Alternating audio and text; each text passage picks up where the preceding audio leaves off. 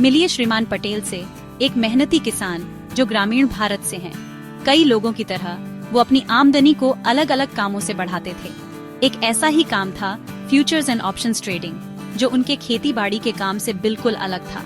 वो शेयर बाजार में थोड़ा बहुत काम करते थे, कुछ एक्स्ट्रा इनकम की उम्मीद में। उन्हें क्या पता था कि उनके ये फाइनेंशियल डीलिंग्स उन्हें टैक्स वालों के साथ मुसीबत में डाल देंगे। उनकी कहानी एक सबक है जो फाइनेंशियल डीलिंग्स में ट्रांसपेरेंसी की इम्पोर्टेंस दिखाती है, उन लोगों के लिए भी जो टैक्स लॉ की डिटेल्स नहीं जानते। 2013-14 के फाइनेंशियल ईयर में श्रीमान पटेल का शेयर बाजार का सफर खराब हो गया।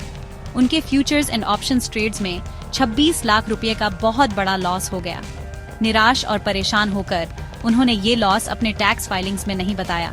शायद उन्हें लगा कि लॉस की वजह से टैक्स अथॉरिटीज ध्यान नहीं देंगे, या हो सकता है उन्हें पता ही ना हो कि प्रॉफिट या लॉस सारे ट्रांजैक्शंस बताना कितना जरूरी है। उनकी वजह जो भी रही हो, ये फैसला बाद में उनके लिए मुसीबत बन गया। श्रीमान पटेल को पता नहीं था कि उनकी फाइनेंशियल एक्टिविटीज ने इनकम टैक्स डिपार्टमेंट में खतरे की घंटी बजा दी थी।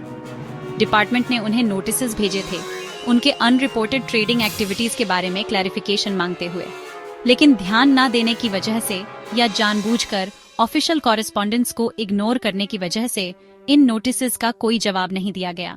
हर अनआंसर्ड नोटिस ने बढ़ती मुसीबत में और इजाफा कर दिया।